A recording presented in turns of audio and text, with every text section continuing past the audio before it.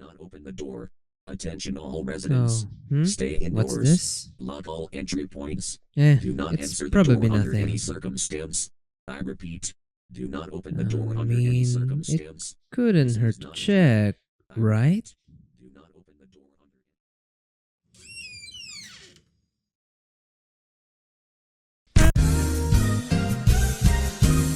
Hello again, horror fanatics. Here I am with another video, and today we're diving deep into one of the most unsettling and uniquely terrifying genres out there, analog horror. I'm sure you've seen it around. It's hard to miss, from strange training videos that end with disturbing warnings to emergency broadcasts that shouldn't be airing anymore. Analog horror has been crawling its way out of the static and into our nightmares, and recently, not really, it's exploded in popularity. You've probably seen clips from the Mandela catalog, or maybe stumbled on the backrooms at during 2 in the morning, wondering why a hallway made of yellow wallpaper could make you feel so paranoid. But what is analog horror really? Why does it feel so different from other horror content? And how did something that looks so old school become one of the most eerie, anxiety-inducing horror formats of the digital age? Well, sit tight because we're going to break it all down for you. The format, the fear, the philosophy, and of course the examples you can't unsee. Let's get started. What is analog horror? Analog horror is a subgenre of horror that disguises itself as outdated media.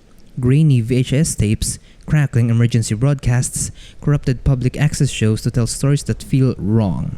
Not gore, not loud noises, just static, fear, and the creeping suspicion that something's watching you back. We're talking things like the Mandela Catalog, Local 58, Gemini Home Entertainment, the Smile Types, Vitacarnis, the Backrooms. On the surface, they all look like media relics from the 80s or 90s, but beneath that analog fuzz is something even darker, something alien, something very aware that you're watching.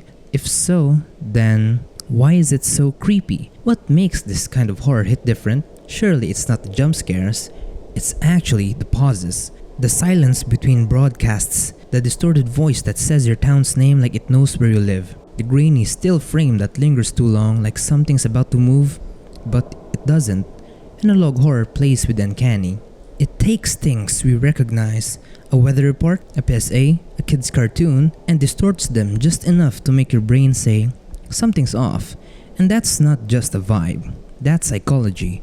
It's your brain spotting a contradiction, something that should be safe but isn't. That contradiction creates unease. You're seeing something that you can't explain but it feels real. Then, how does it work? Now, let's break it down. Analog horror scares you in 3 key ways: familiar gone wrong, fragmented storytelling, implied horror, not explicit. First, it uses stuff we've seen a million times: VHS aesthetics, CRT screens, those emergency alerts that used to interrupt cartoons when we were kids. It all feels normal at first, but then you notice the broadcast won't stop or the voice says something no PSA ever should. Second, it tells stories through fragments. You never get the whole picture. You get the part of the training video, a corrupted tape, a TV show for kids that suddenly cuts to a warning about the flesh that grows in the woods. But you don't get answers. You get questions. And your brain, it fills in the rest. And 3, it doesn't show you the monster, it lets you imagine it. It's not about the jump scares, it's about the tension, the ambiguity. Your brain is making something worse than any monster a creator could ever design. And because of that, it often feels real. Real enough to get scared even after watching the video. But why does it feel real? That's the wild part. You know it's fiction, but it feels real. Why? Because analog horror borrows the language of reality. Old tapes, government broadcasts, local news stations, these things look real. They sound real. So when they go wrong, it's like reality is cracking. Analog horror uses a concept I like to call parasitic nostalgia. It latches onto comforting memories like watching cartoons in your grandma's living room and corrupts them. It's not just horror, it's personalized horror. Horror that feels like it was made for you. So here's real examples that stick. So you wanna taste? Here are some of the best. The Mandela Catalog, twisted doppelgangers and corrupted religious iconography, all delivered through 80s style warning tape. Vedicarnis, an entire ecosystem of flesh-based life forms documented through nature videos. It's one of my favorite. The Backrooms, endless yellow hallways humming lights and entities that aren't quite human. Local 58, the granddad of them all. A public access station hijacked by something. One episode literally tells the viewers to go outside and look at the moon. The deeper meaning of analog horror matters because it speaks to modern fears using retro tools. Fear of media manipulation, of being lied to by people in power, of losing trust in the systems that are supposed to protect us. It's about what we're not being told and what the silence might be hiding.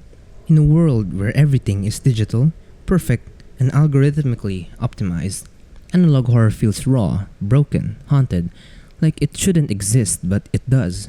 So to wrap it all up, analog horror isn't just a trend, it's a mirror, a creepy, cracked mirror that reflects the things we don't want to see, how fragile our reality is, how much we rely and trust in the media, and how easily that trust can be turned into fears. So the next time you see a video titled Emergency Broadcast Test 1994, don't click it. Seriously, don't. Emergency alert, this is not a test. I repeat, this is not a test. If you are hearing this message, remain calm. At 3:41 a.m., an anomaly was detected in your area. It may appear familiar. It may respond to your voice. Do not engage. Do not acknowledge it. And do not let it in. Shelter in place. Lock all windows.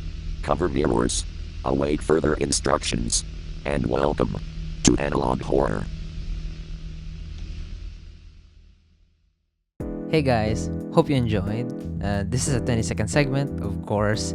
I guess the gain on this mic is too much. Yeah, you can hear my breathing and other stuff. And the college is close. It's in August. Oh my goodness, man. And just hope you like it. And yeah, goodbye.